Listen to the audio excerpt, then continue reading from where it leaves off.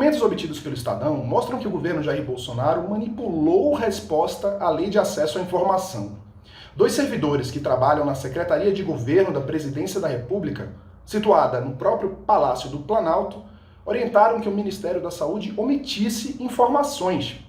Em um texto obtido pela reportagem, um dos servidores escreve que deve ser avaliado o risco político na hora de responder a mensagem. Esse vídeo começa com o acesso ao site da Lei de Acesso à Informação para mostrar a origem do documento que evidencia uma orientação para que informações solicitadas pela reportagem não fossem fornecidas pelo Ministério da Saúde. Então, nesse pedido aqui, que foi registrado no dia 18 de maio e teve a resposta em 24 de junho, eu tenho 3 anexos em resposta enviados pelo governo federal. O primeiro desses arquivos, que já demonstra uma orientação de omissão de informações, é esse aqui. É um arquivo PDF que aparece com o seguinte comentário feito por um servidor público.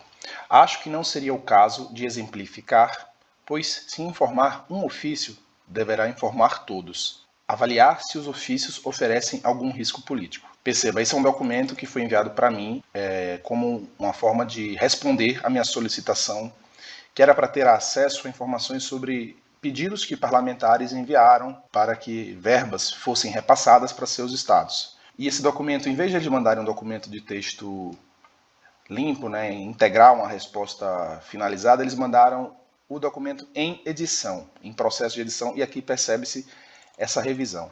O documento de Word, que foi enviado pelo governo, que mostra o procedimento de edição em andamento. Aqui é possível ver a presença daquela sigla que estava DADS, é Danilo Assis da Silva. É ele quem faz a sugestão. Acho que não seria o caso de exemplificar, pois se informar um ofício, deverá informar todos. Avaliar se os ofícios oferecem algum risco político. Além dele, Henrique Pinto, que é superior hierárquico de Danilo, ele sugere aqui que seja apagado o nome do deputado Domingos Neto e também sugere que, em vez de indicações, seja informado que os parlamentares enviaram sugestões de atendimento.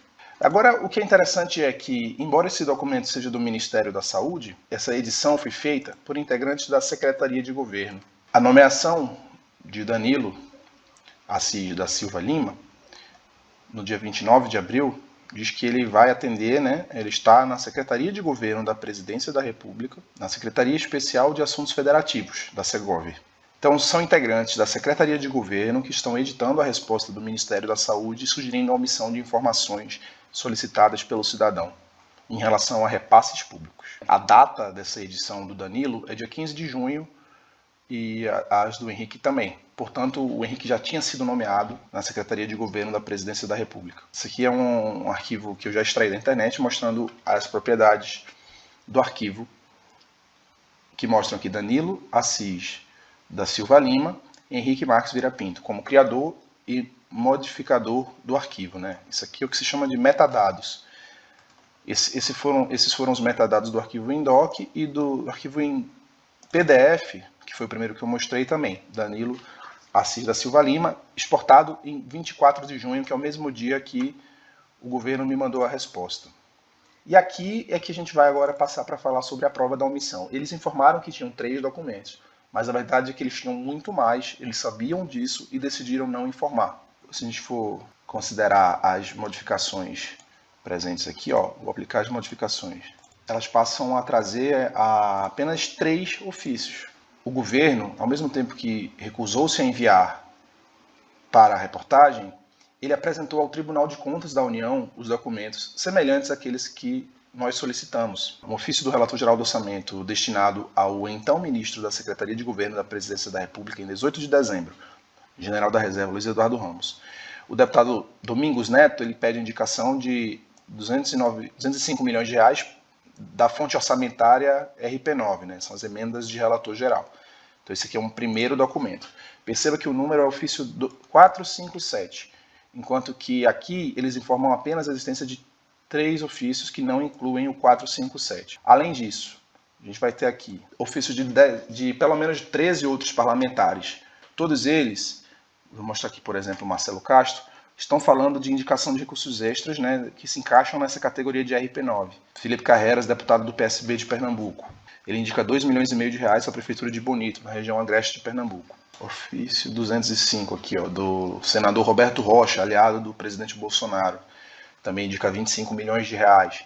O deputado Cezinha de Madureira, indicação de recursos extra-orçamentários em benefício de municípios paulistas. Esses documentos foram enviados pelo governo para o Tribunal de Contas da União após o ministro Walton Alencar Rodrigues, do TCU, solicitar acesso das informações a respeito das indicações dos parlamentares. Esse foi um procedimento que foi aberto pelo TCU para analisar a legalidade, para analisar irregularidades apontadas pelo Estadão no caso do orçamento secreto. A planilha de gastos do RP9 na saúde que foi enviada para mim informa apenas no campo de parlamentar o relator geral do orçamento. O que eu tinha solicitado eram as informações que detalhassem, né? A gente sabe que existe o valor reservado para emendas de relator geral do orçamento. O que a gente não sabe é quais são os parlamentares beneficiados. Então, quando o governo deixa de me apresentar essa lista de ofícios dos deputados e senadores, ele deixa de permitir que a sociedade saiba quais são os parlamentares que estão recebendo esses valores. A Lei de Acesso à Informação foi criada há cerca de 10 anos com o objetivo de trazer transparência, né, às informações públicas. E não existe nela nenhuma restrição relacionada a risco político. Ao contrário, né, o artigo 7º da lei diz que o acesso à informação compreende, entre outros, os direitos de obter todas as informações contidas em registros ou documentos produzidos ou acumulados por seus órgãos e entidades. Diz ainda, no artigo 32, que constituem condutas ilícitas que ensejam responsabilidade do agente público ou militar, recusar-se a fornecer informação requerida nos termos desta lei, retardar deliberadamente o seu fornecimento ou fornecê-la intencionalmente de maneira incorreta, incompleta ou imprecisa. Esse caso, segundo especialistas ouvidos pela reportagem, merece ser investigado, né, para que haja a possibilidade de responsabilização de agentes públicos. E uma investigação seria possível descobrir dentro de uma apuração se houve dolo ou má-fé na análise das solicitações. E se ficar comprovado que houve dolo ou má-fé, isso também é passível de punição na Lei de Improbidade Administrativa. Constitui ato de improbidade administrativa que atenta contra os princípios da administração pública qualquer ação ou omissão que viole os deveres de honestidade, imparcialidade, legalidade e lealdade das instituições e, notadamente, negar a publicidade dos atos oficiais. Isso é o que o governo federal fez nesse caso. A resposta enviada, quando ela omite a existência de outros documentos que foram enviados ao TCU e quando ela diz que deve-se avaliar o risco político, ela escancara que existe uma preocupação do governo de blindar a existência desse orçamento secreto, né, de não prestar as informações para que a imprensa não possa fazer a análise sobre os casos detalhadamente. Esse caso põe em dúvida a boa-fé do governo federal em responder à Lei de Acesso à Informação. Se aconteceu em um ministério, pode estar acontecendo em outro, a supervisão política da Secretaria de Governo da Presidência da República.